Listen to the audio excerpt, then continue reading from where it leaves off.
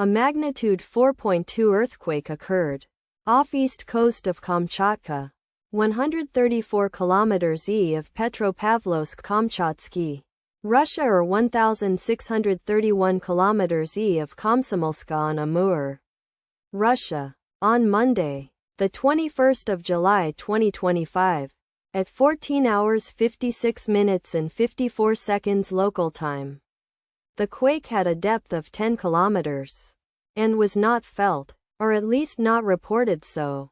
Data source from EMSC. Did you feel it? Let us pray. May the earthquake that occurred not affect our brothers and sisters there.